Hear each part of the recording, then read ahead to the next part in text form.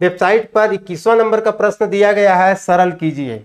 और सरल करने के लिए इस प्रकार से आपको भिन्न और संख्याएं दी जाती है, तो हम इसे कैसे सरल करेंगे। तो सबसे पहले आप प्रत्येक जो भिन्न है उसको सरल कर लें और उसके बाद गुणा करना है। तो इन भिन्नों को सरल करने का एक तरीका है, इसके साथ गुणा करना है और ऋण है तो इसके साथ घटाना होता है। तो 2 एकम 2, 2 में 1 घटा तो 1, 1 लिख देंगे 1/2। उसके बाद गुणा का चिन्ह, इसी प्रकार 3 एकम 3, 3 में से 2 घटा तो 1/3। यहाँ पर देखिए 3 नीचे का संख्या नीचे में ही रहेगा, ऊपर में जो बनता है उसको हम लाते जाएंगे। फिर गुणा का चिन्ह है, उसके बाद 4 एकम 4, 4 में से 3 घटा 1, 1/4।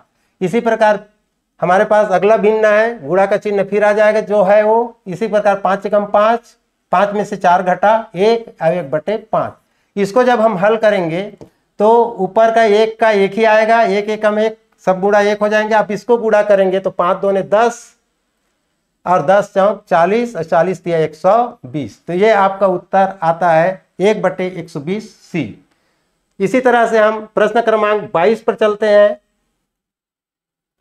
इस प्रश्न को हल करना है जिसमें आपको सिंप्लीफिकेशन के प्रश्न दिया गया है, जिसमें इसका मान ज्ञात करना है। मान ज्ञात करके हमको इसमें से उत्तर को सही निकालना है। तो सबसे पहले इधर गौर से देखिए, हमारे पास यहाँ पर एक कोष्टक है जिसको हम पहले हल कर लें, और यहाँ पर एक कोष्टक है इसको सबसे पहले हल कर लें, और बाकी सबको जैसा है वैसे लिख दें। तो 17 ऋण बड़ा कोष्टक, और इसके बाद हम बीच का कोष्टक को भी रख लें, मंझला कोष्टक को। अब इसको हल करेंगे तो ध्यान दीजिए 2 में से 2 घटा 0 और इसके साथ गुणा है, 2 में से 2 घटा 0 और 0 2 के साथ गुणा है तो ये 0 हो जाएगा। इस ऋण का हम ऋण लिख देंगे यहाँ पे।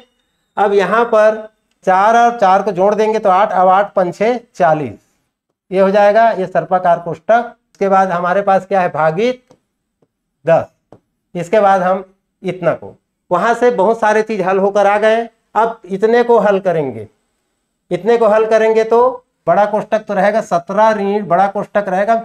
इस कोष्टक को हल कर रहे हैं तो यहां से 0 में से 40 घटाएंगे तो ऋण 40 हो जाएगा, ऋण 40 भागित, यहां से क्या होगा 10 से भाग देंगे तो इसे हम भाग देंगे तो 17 ऋण, इसको भाग देंगे तो ये कोष्टक रहेगा 10 चौक 40 ऋण 4 हो जाएगा। इस तरह से ये बंद हो जाएगा। इसी प्रकार इसको हम 17 में से ऋण 17 घटाना है, यही आपको समझना है। 17 में से ऋण 4 घटाना है तो ये क्या होगा, तो जब ऋण और ऋण आमने सामने होता है किसी कोष्टक के तो आपस में जुड़ जाते हैं और जुड़ने के बाद ये प्राप्त हो जाएगा 21। ये उत्तर आपका डी सही है। ये भी ध्यान रखिए कि ऋण और ऋण कोष्टक के आगे पीछे हो तो मतलब अंदर की संख्या में भी हो, कोष्टक के सामने भी हो तो उसके सामने की संख्या में वो जाके जुड़ जाता है, जैसे में गुणा में होता है ऋण और ऋण का गुणा धन, इसी प्रकार। तो ये उत्तर नहीं है आपका, डी उत्तर है। ये प्रश्न भी आपको समझ में आ गया होगा। आगे चलते हैं, हमारे पास है नवोदय की तैयारी के लिए हमारे Navodaya study app play store से डाउनलोड करें और उसका लिंक हम इस वीडियो के डिस्क्रिप्शन में भी दे देंगे। हमारे ऐप पर आपको मिलेंगे daily live class Hindi medium में, डेली प्रैक्टिस शीट मिलेंगे आपको जो चैप्टर के अनुसार होगा। स्टूडेंट पेरेंट गाइडलाइंस वेबिनार के माध्यम से दिया जाएगा, माता पिता को गाइडलाइन दिया जाएगा। 100 ऑनलाइन आपको मॉक टेस्ट है जो ऑलरेडी फ्री है, आप कोर्स लें या ना लें। इसके बाद आपको हमारी नवोदय स्टडी जो ऐप है उसको डाउनलोड करते ही आपको फ्री मिल जाएंगे। प्रीवियस ईयर क्वेश्चन आपको फ्री मिल जाएंगे। लेकिन सबसे महत्वपूर्ण बात है हमारे 26 अति महत्वपूर्ण मॉडल पेपर जिसमें हजारों बच्चों ने सिलेक्शन प्राप्त किया है आज तक।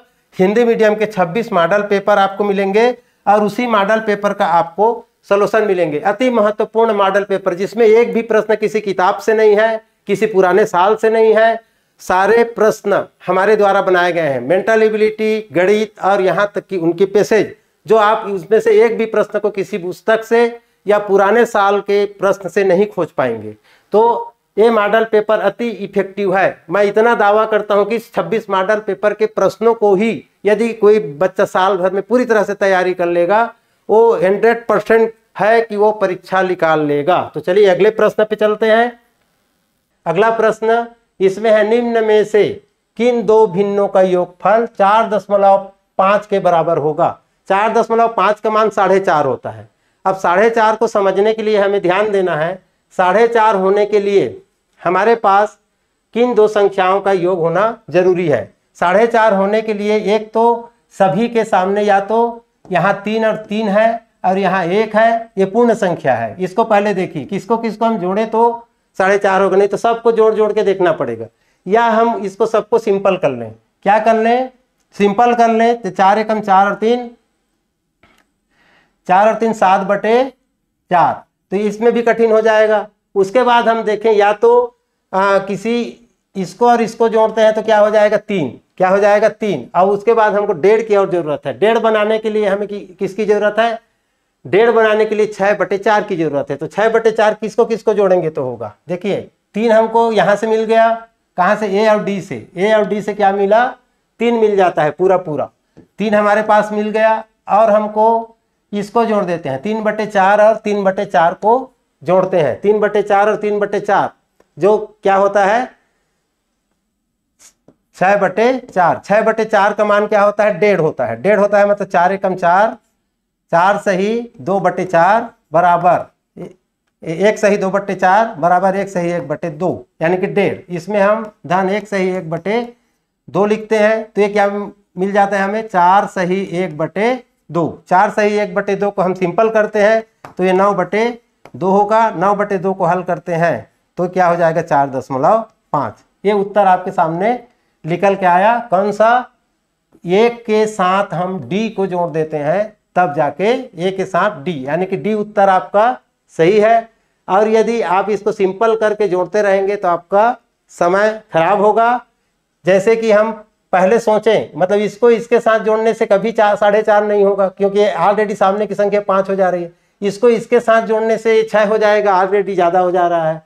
किसी को इसके किसी के साथ में जोड़ने से 4.5 नहीं हो रहा है, केवल हम इसी को किसी के साथ जोड़ेंगे तब जाके वो 4.5 होगा। इसको भी ध्यान रखना है। ये 2 और ये 3 5 हो जा रहा है, ये 3 और ये 3 6 हो जा रहा है, ये 3 और ये 2 5 हो जा रहा है। तो अब हमको चेक क्या करना है, इस एक के साथ किसको जोड़ें इनमें से तो बनेगा। तो वो दिख रहा है 1 और 2 3 और ये आधा से ज्यादा है, ये भी आधा से ज्यादा है, मतलब 1.5 इससे तैयार हो जाएगा। इस तरह से हम प्रश्नों को अच्छी तरह से देखकर उत्तर पे जा सकते हैं।